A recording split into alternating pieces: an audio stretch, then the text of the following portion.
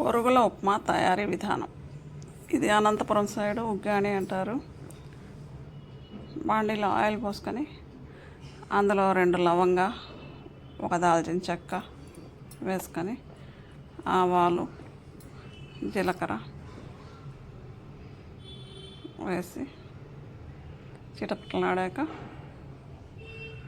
Onions వేసుకొని బాగా కలుపుకోవాలి. తర్వాత పచ్చిమిర్చి, సన్నగా తరిగిన పచ్చిమిర్చి, అల్లం ముక్కలు వేసి బాగా వేయించుకోవాలి.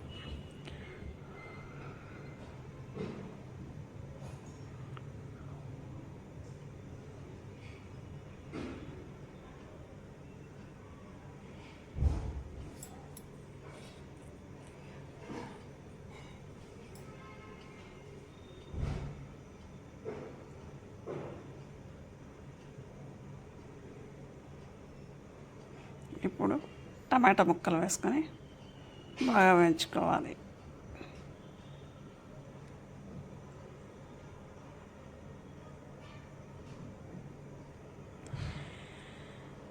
ఇప్పుడు ఉప్పు వేసుకొని, పసుపు వేసుకొని మళ్ళీ కలుపుకోవాలి. టమాటాలు వేసినప్పుడు ఉప్పు వేస్తే టమాటాలు త్వరగా మగ్గుతాయి.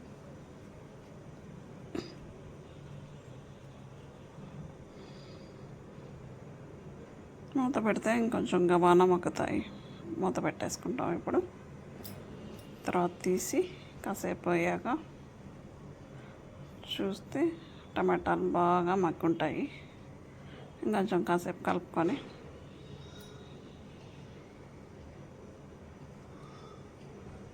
అట్లా బాగా మగ్గిపోయిన తర్వాత ఇప్పుడు కడిగి పెట్టుకున్న బొరుగులు వడగట్టి పెట్టుకుంటాము. బొరుగులు నీళ్ళల్లో కడుక్కొని వడతట్టలో వేసుకుంటే అట్లా ఉండగట్టకుండా అట్లా వంట వేస్తే పొడి పొడిగా రాలిపోతాయి. వేసుకొని బాగా కలుపుకోవాలి.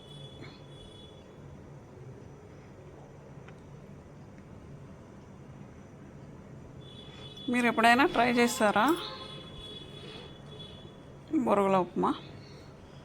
చేస్తే మీరు ఎలా చేస్తారో కమెంట్ చేయండి. ఇదే ప్రాసెసా కాదా అని. అంటే అనంతపురం పోయినప్పుడు తిన్నాము, ట్రై చేసినాం.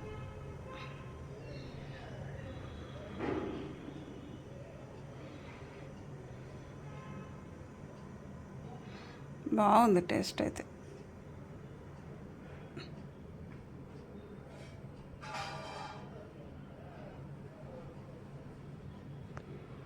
తర్వాత ఒక అర చెక్క నిమ్మకాయ పిండుకొని మళ్ళీ కలుపుకోవాలి.